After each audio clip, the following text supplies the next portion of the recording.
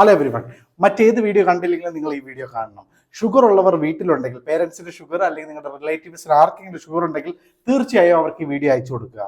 അപ്പോൾ മനസ്സിലാക്കേണ്ട ഒരു പോയിന്റ്, കുറച്ച് നാൾ ഷുഗർ ഉള്ള ഒരാൾക്ക് നമ്മൾ മരുന്നൊക്കെ കൊടുത്ത് വലിയ കുഴപ്പമില്ലാതെ കൺട്രോൾ ചെയ്ത് പോവുകയായിരിക്കും. പക്ഷെ ആരും അറിയാതെ ഒരു സൈലന്റ് കില്ലർ അവരെ ഫോളോ ചെയ്യുന്നുണ്ട്. അതാണ് പെരിഫറൽ ന്യൂറോപ്പതി എന്നുള്ളത്.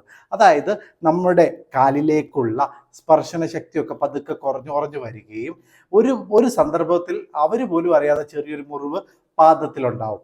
ആ മുറിവ് അവരറിയില്ല, വലിയ വേദന ഒന്നും ഉണ്ടാവില്ല, കാരണം അവർക്ക് പെരിഫറൽ ന്യൂറോപ്പതി എന്ന് പറയുന്ന ഒരു പ്രശ്നമുണ്ട്. അപ്പോൾ അങ്ങനെ കുറച്ച് മുന്നോട്ട് പോയി കഴിയുമ്പോൾ അത് സൂപ്പർഫിഷ്യൽ ഇൻഫെക്ഷൻ ആയിട്ട് മാറുകയും അത് പതുക്കെ അത് ബാധിച്ചത് എല്ലിനെ ബാധിക്കും. ആ എല്ലിനെ ബാധിച്ചു കഴിഞ്ഞാൽ പിന്നെ നമുക്ക് ഒന്നും ചെയ്യാൻ പറ്റില്ല. അതാണ് ഓസ്റ്റിയോമൈലൈറ്റിസ് എന്ന് പറയുന്ന സ്റ്റേജിലേക്ക് എത്തും.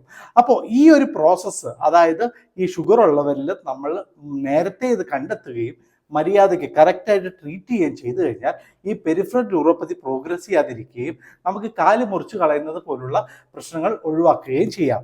ഇതിൻ്റെ ഒരു മെയിൻ ഇമ്പോർട്ടൻറ്റ് പോയിന്റ് എന്താണെന്ന് വെച്ച് കഴിഞ്ഞാൽ, ഇന്ത്യയിൽ 10 മിനിറ്റിൽ 2 പേരുടെ കാല് വെച്ച് തന്നെ മുറിച്ച് കളഞ്ഞുകൊണ്ടിരിക്കുകയാണ്. അപ്പോൾ ഇതിൻ്റെ പ്രതിവിധി എന്താണ്?